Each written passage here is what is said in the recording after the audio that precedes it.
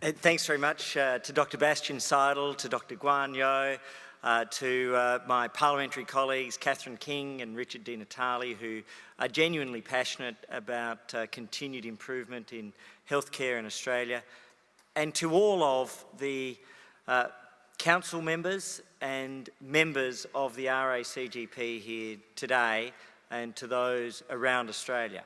It's a real privilege to be here. And I particularly want to acknowledge what Bastian said about Indigenous Australia and the fact that one of our great collective tasks is to help close that gap. We are making progress, but we have not closed that gap yet in terms of Indigenous health outcomes, and that remains a personal passion and a commitment at the policy level. Now, shortly after I was announced in the current role, in my first few minutes, I spoke with Bastian, and we had a tremendous conversation. And he talked about the need to have somebody who became a champion for GPs, but not as GPs, but for the GPs as champions in turn for patients and patient care. And for me, it was a very important start and a very important eye-opener. And he asked me about my own family history, and I said, well, my mother was a nurse, my wife is a nurse, my grandmother was a pharmacist, my uncle is a dentist. And he said, so, no one's smart enough to be a GP, eh? I learnt about Bastian's unique sense of humour at a very early moment in our relationship. But we have had a very constructive relationship. He's fearless, absolutely fearless in putting forward the views of the GPs, and we won't necessarily agree on everything, but he's absolutely sincere, and I've found the college an outstanding professional body. And of course, when you look at the college, 35,000 members, 90% of the GP workforce, over 21 million Australians a year who are serviced by RACGP members. And that is an extraordinary testament to who you are and what you do, because at the end of the day, your ultimate focus is patient care. Now, having said all of those nice things, there is, I have to say, Bastian, one thing I was a bit concerned about in terms of your judgment. When I looked at the running list for today, it had speaking time, 30 minutes, and I thought that has a certain Castro-like air about it, and it's in breach of a large number of UN conventions on inhuman and improper treatment. So I will try to speak for less than 30 minutes and instead open myself up to questions. But other than that, the first thing we agreed on was to try to work in a partnership to improve healthcare outcomes in Australia. And the second thing was that there was a need for a long-term national health plan. So in the very first statement I made at Frankston Hospital, my view then and now is that I wanted to be the Minister for GPs, to represent their views and interests, not without challenge, but what I have found is that those views through the college have been overwhelmingly and extraordinarily valuable and constructive. The second thing was the belief that we have one of the world's best health systems, but we can be the world's best healthcare system over the course of the coming decade. But in order to do that, we need a long-term national health plan. And so today I want to run you through very briefly the 4 pillars of that long-term national health plan, but then the 3 stages of implementing it and how that applies to the general practitioners. In particular, let me begin with the proposition that our long-term national health plan is about taking what is an outstanding system with its strengths and its weaknesses, but when you look at all of the global comparators, an outstanding system, and elevating it by continuous improvement. There are 4 pillars to that. The first is a very simple proposition. It's the idea of guaranteeing Medicare and guaranteeing the pharmaceutical benefits scheme. But in human terms, beyond the systems, that's a clear proposition. And that proposition is that people have access to the doctors and nurses that they need and the medicines they need.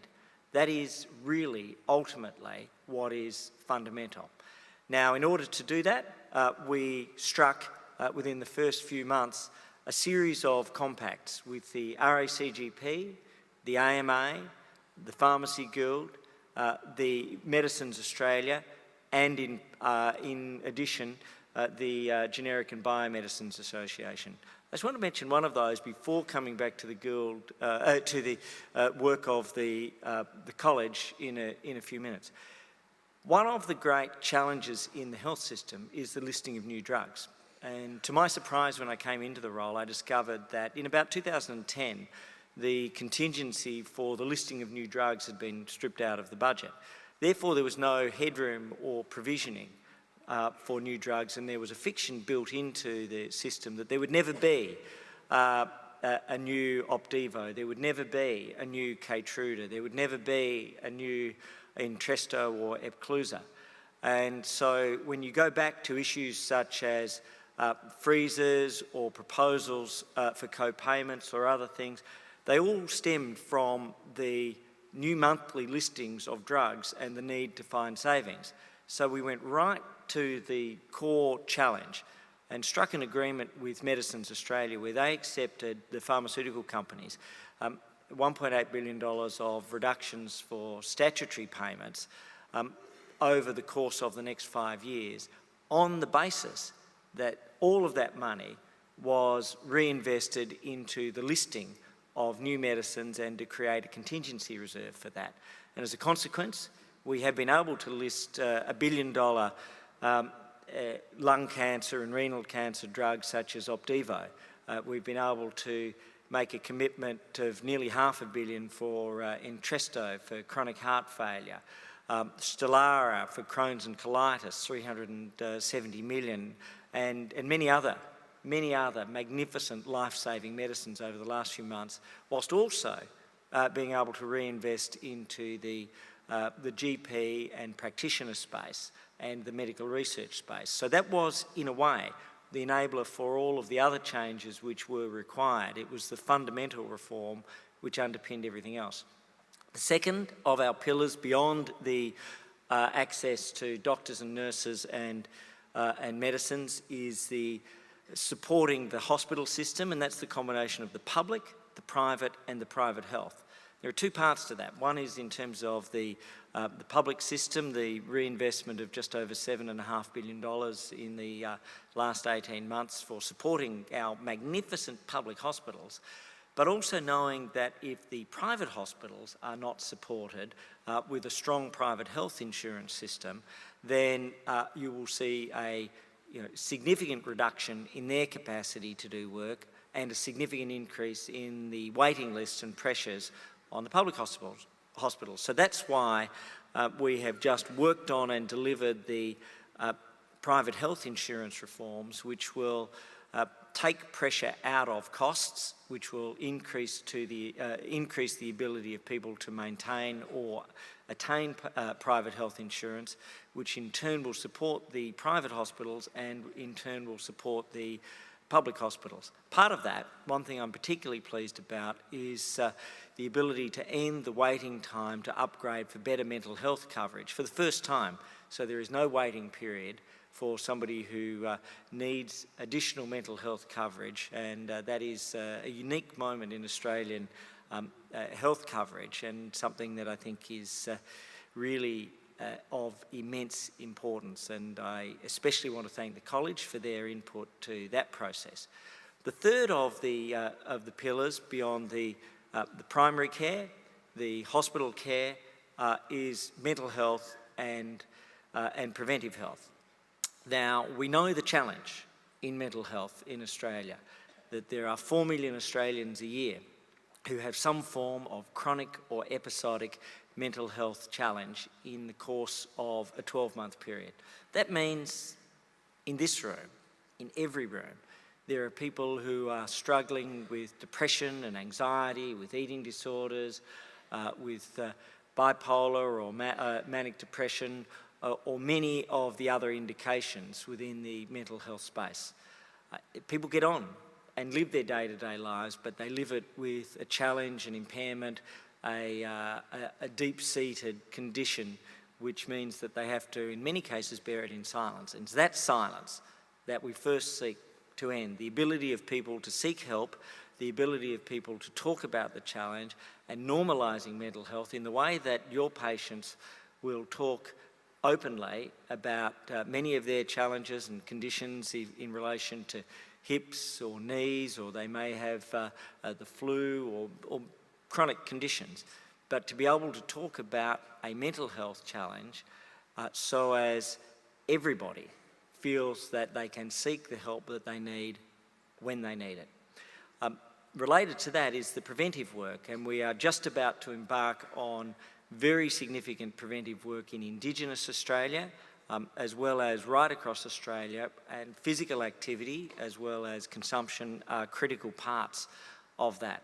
And in relation to the physical activity, we'll soon be launching the Prime Minister's Walk for Life, the Million Steps Walk, which we've done in conjunction with the Heart Foundation, which will be trying to bring people into lower level physical activity who are outside of the usual activity base.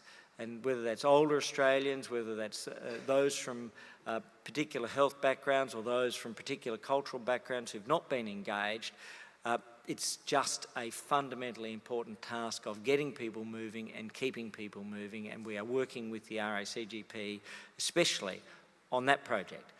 The fourth of the pillars is medical research, and we're going through a golden moment in Australian medical research history. Obviously, you think of Florey, Burnett, Gustav Nossel, Ian Fraser, Elizabeth Blackburn, Fiona Wood, Fiona Stanley, so that amazing Australian tradition. But right now, we're adding to the National Health and Medical Research Council with the Biomedical Translation Fund, which is a $500 million fund for taking Australian medical research and translating it, taking it from bench to bedside, as it were, translating it into new devices, new treatments, new drugs that will be available here in Australia to help Australian patients, but also to collaborate internationally. And then especially the Medical Research Future Fund, and that's going through a doubling of medical research right around the country over the course of the next 5 years, from 60 million to 120 million to 220 million to 380 to 640 million dollars.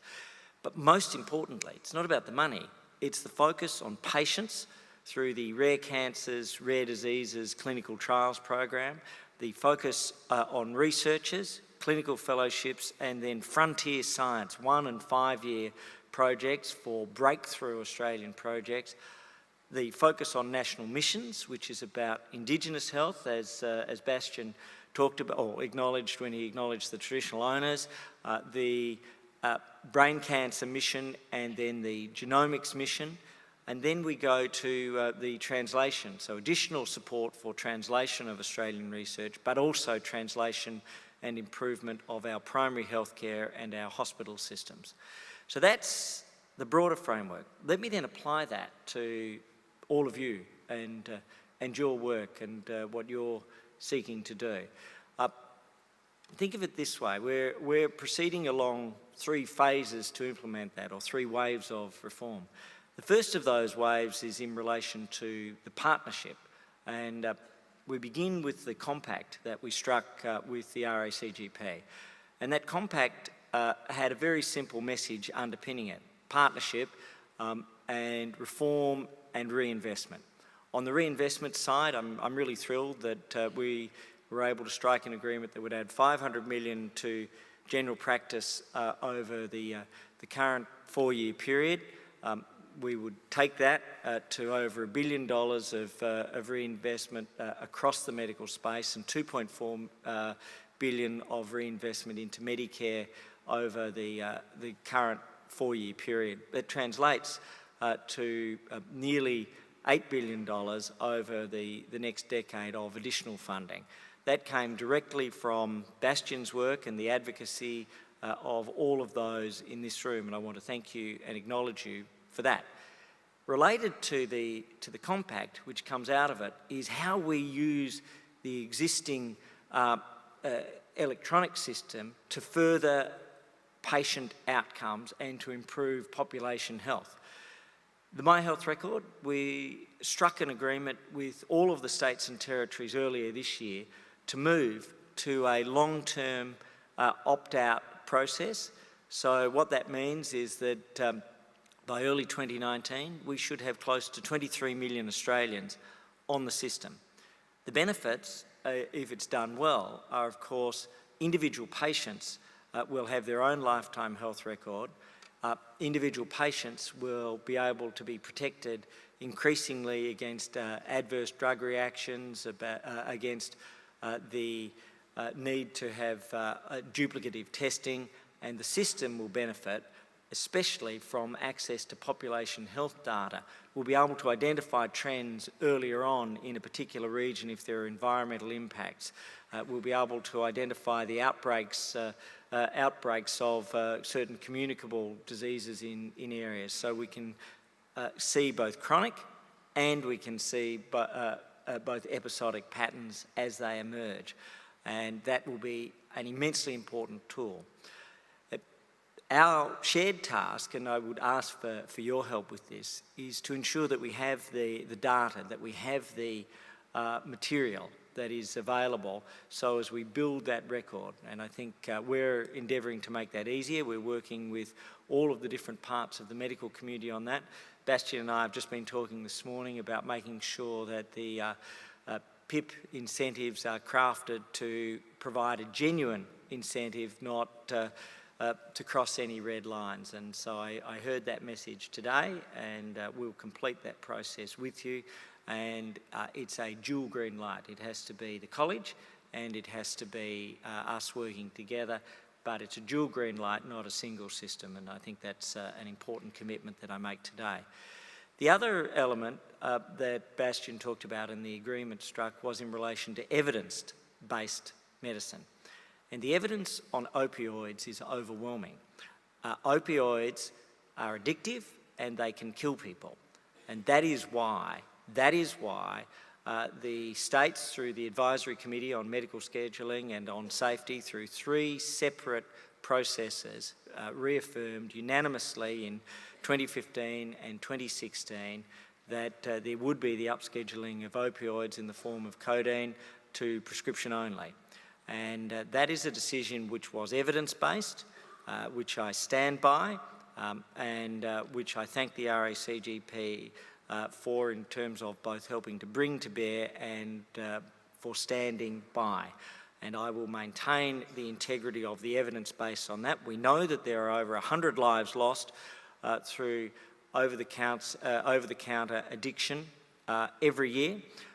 We know that this is a global challenge. Right now in the United States, it's been identified as a top national emergency and priority.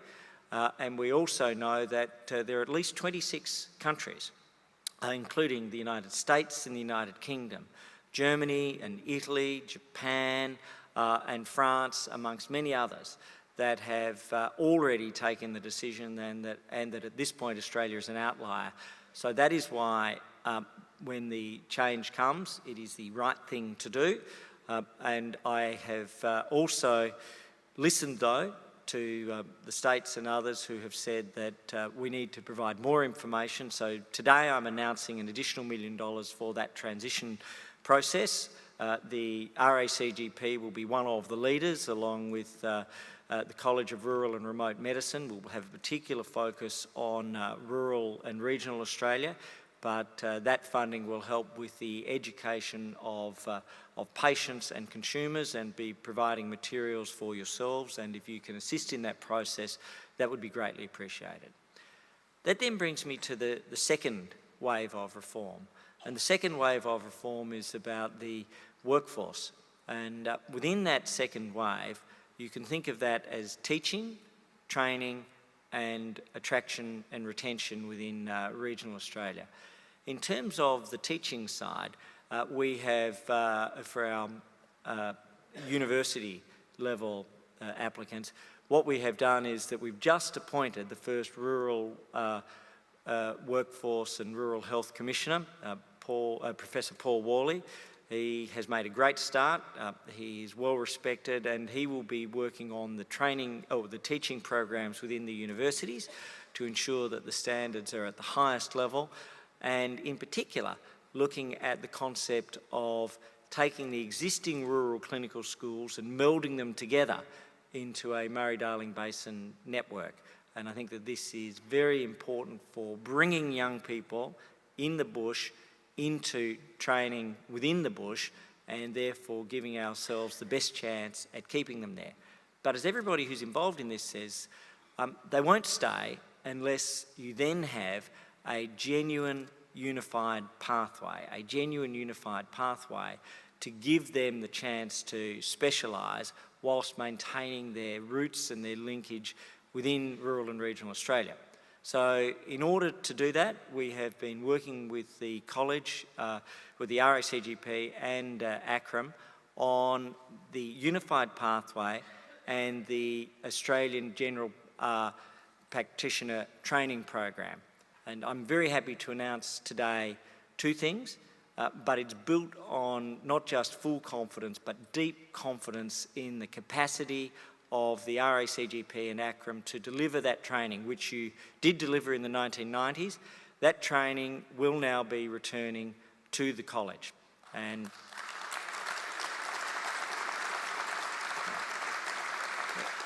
from 2019 to 2021, there'll be a provisional basis, and that's a program that will progressively transition, and from 2022 onwards, the colleges will have full responsibility, as they always should have had, for the Australian General Practitioner Training Program. And I think that that is an important moment. There are some details to finalise in terms of the agreement, but they are details.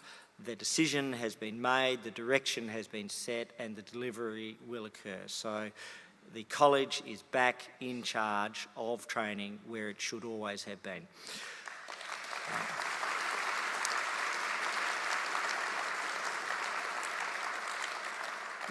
Of course, with all of that training, we need to ensure that there is the attraction and retention. And so the unified pathway will then be considered in terms of the capacity for non-fellow doctors to work in regional Australia on the equivalent of what the overseas trained doctors are currently able to access. It's a proposal that was put to us by the college. We want to work with the college towards that, but I believe that it is a sensible and achievable outcome, and we will progressively reduce the number of overseas trained doctors and increase the number of Australian doctors who are working in the bush. And I think that that is also an overdue step. We'll work very carefully on that, because there have been mistakes made historically where the tap has been turned on or off. What we have to do is provide a glideway to ensure that there's a progressive reduction of overseas trained doctors and a progressive increase of Australian trained doctors who are attracted to and retained in the bush. This brings me to the last thing, and that is our third wave of reforms, and that is the long term. And only this week we saw the Productivity Commission report come out, which emphasised that the distinction between our primary healthcare and our hospital systems was an artificial one, which was not patient-focused, not patient-centric. It was system-focused and system-centric.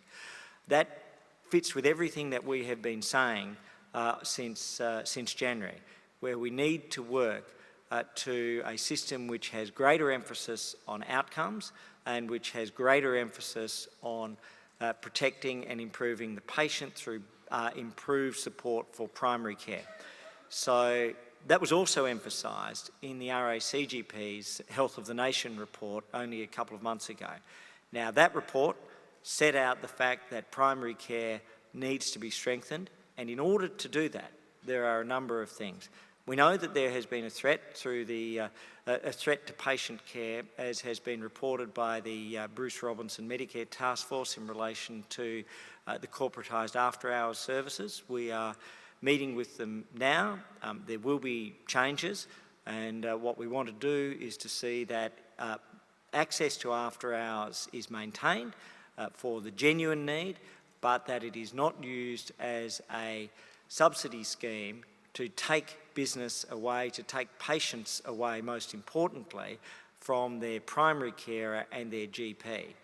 And I think that that is a critical step that we need to take. We will take it, and those reforms are being worked on now, and we'll work cooperatively with the opposition, and we will deliver that over the course of the coming months. The last of the things that I want to mention in relation to the primary care is the primary carers.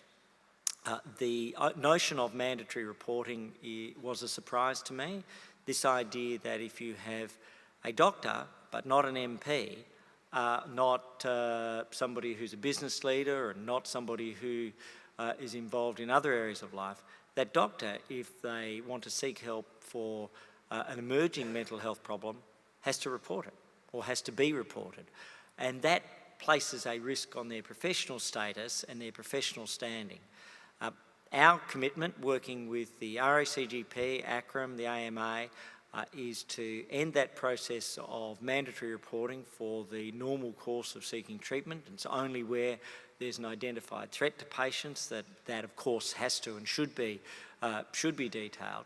But anybody, as I said right at the outset, should be able to seek help for mental health challenges without fear or favour. And if that can't apply to the medical profession, then who can it apply to? It has to apply, and so we will be working at the Council of Australian Government's health meeting next week to ensure that we make real progress and that we deliver the West Australian model or equivalent model for protecting doctors.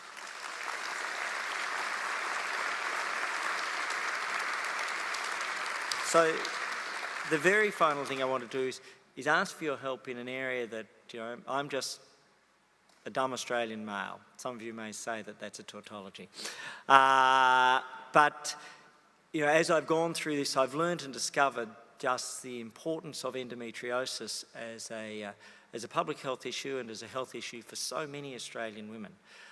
I would invite the members in this room and the college generally and the medical fraternity to put forward suggestions and proposals to us as to how we can improve the care and the understanding, the diagnosis and the treatment for endometriosis. It's in many ways been a submerged public health issue. I think this is the moment where it's been put to me by many good people on all sides of the parliamentary divide and all sides of the medical community that more needs to be done. We will be coming forward with a strategy on this shortly, but we want that to be informed by medical professionals. So let me just finish with a very simple proposition. On my first day, I said I wanted to represent the GPs and their concerns, and I hope that I've continued to do that. But most importantly, what Bastian has just said to me reminded me that your job and our job is to represent and deliver the best healthcare for patients. Through the long-term National Health Plan and the steps, the waves of delivering it, I believe that we are making real progress. But I want to thank you, I want to honour you, and I want to officially welcome everybody to GP17.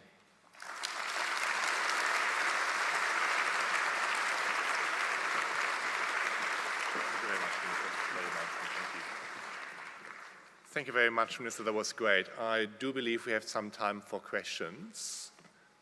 Evan? Yes, thank you, Minister. Evan Ackerman from College of GPs. First of all, thank you for your stance on codeine and standing up for patient safety. It's very much appreciated from the college. Thank you very much. Okay. I like Evan. Well, we'll discuss. Well, maybe I'll wait for the question. As a college, I'm just wondering if your government has plans for assistance in managing patients with chronic pain and supporting services for patients with chronic pain. Sure. So we have two avenues to do that. One is through the primary health networks, and people will have differing views on the PHNs, and I respect that. And I think that they are continuing to evolve and improve very significantly. And we have asked the PHNs, and I would invite each of the state GP bodies to work with the PHNs on chronic pain management commissioning at local level. What are the projects and the programs we can do? The second thing is the ability to work directly with the RACGP, and there's an invitation that I have, and reissuing again today, to work with you on what are the Medicare items and approaches that we should be considering through the task force to improve chronic pain management. I met recently with Pain Australia, and they are one of the bodies that will help deliver the training in relation to the opioid upscheduling. But so there are those two avenues, through the PHNs, but also through the reform of Medicare items. And you are the ones who are best placed to provide that advice at the Robinson Task Force. And I do acknowledge that Catherine King played an important role in setting up some of the framework for that, and thank her for that. And so through the Robinson Task Force, we have the ability to adjust Medicare to deal with the next wave of state-of-the-art treatment. So we do one more question on that side, and then we move the microphone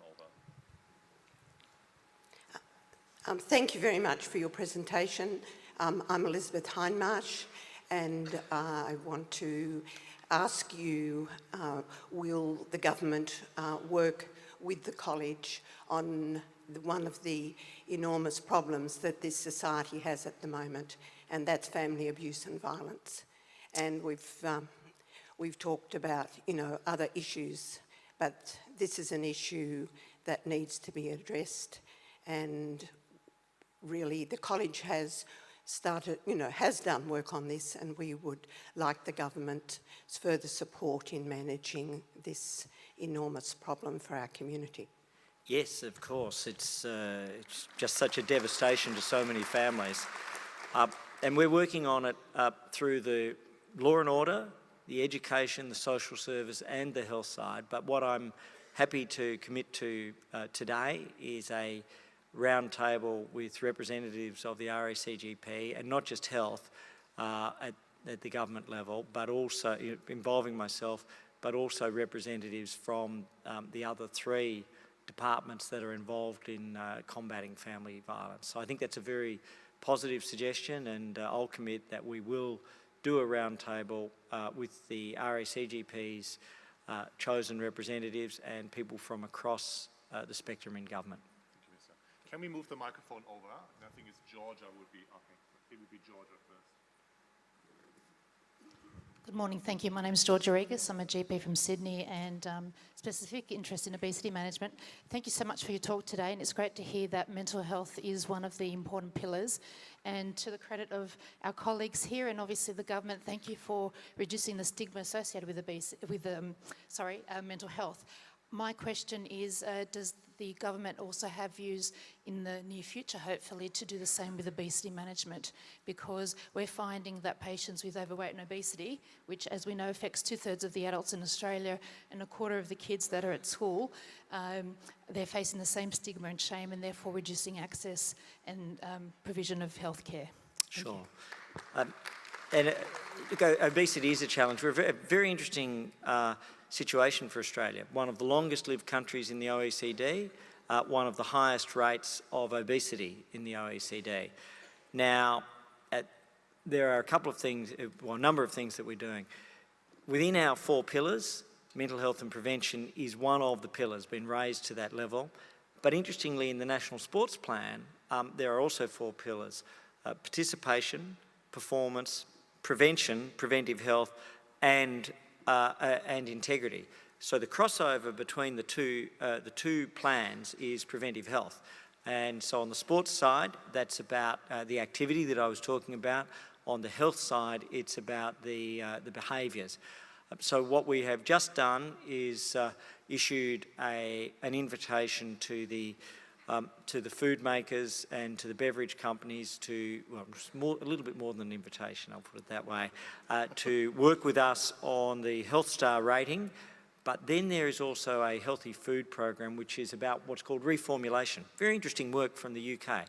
We asked what was the most successful public health initiative that they had undertaken, and they said reformulation, where it's the progressive reduction of sugar, fat, salt over a period of years. They don't want to do it overnight, which I can understand, but it has worked in the UK, and now we are going to be doing that in Australia, which begins to change the nature and quality of food in Australia, but in a way where it's accepted by the population and adopted by the manufacturers. Simon.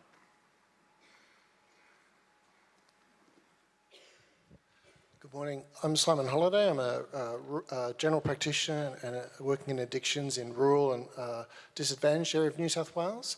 And today I want to make a plea to you, Minister Hunt. Could you look at policy based on evidence and not on moralising? In my community, 4% of the population are Aboriginal and Torres Strait Islander, but in my clinic providing opiate substitution therapy, methadone services, 1/3 of the population are Indigenous. And as part of closing the gap, I think we need to look at improving the access to life-saving opiates given in a structured drug treatment program. My clients have to pay $40 a week and sometimes more to get this treatment, which saves lives, saves health costs, decreases crime. While if they can get opiates on the PBS through a pain pathway, they get it for $5 on their pension. My clients say to me, why is it that I'm trying to do something to turn my life around and I have to do some crime to get the money because welfare doesn't cover my costs of this medication? And so we're going to see a lot more people presenting for drug treatment services with the upscheduling of codeine. I think it's really important that we look at this very simple and cost-effective evidence-based therapy. Sure. Look, thanks, Simon. There are two different parts to the question, if I represent it accurately. One is in relation to the evidence-based, and the second is in relation to the access. On the evidence base, I will be guided by the views and decisions of the Pharmaceutical Benefits Advisory Committee. When people in my position, or Catherine's or Richard's, start substituting populism for medical advice and medical evidence, then we will have public health problems. So I have always committed to that, and I'll maintain that commitment. The second is, in relation to their decisions, then it's our task at that point to ensure that there's appropriate access. So I'm happy to receive through the college any proposals you've had, and for those, I apologise, who haven't had the chance to ask a question, if you could provide through the college a list of all of your questions, I'll come through and make sure that we get a written response to you within the week. So I can just feel Bastian with the shepherd's crook around my neck. So that's probably the, it's like Reiki and Rolfing, which will no longer be available, I'm sorry to say, for the PHI rebate as part of the reforms. So if you could provide through Bastian the particular question, we'll respond very carefully to it. I won't make any false promises on the run. And for the others, again, thank you very much for your questions. If you provide them through the college, we'll guarantee to respond within a week. I thank you, I honour you, I wish you well.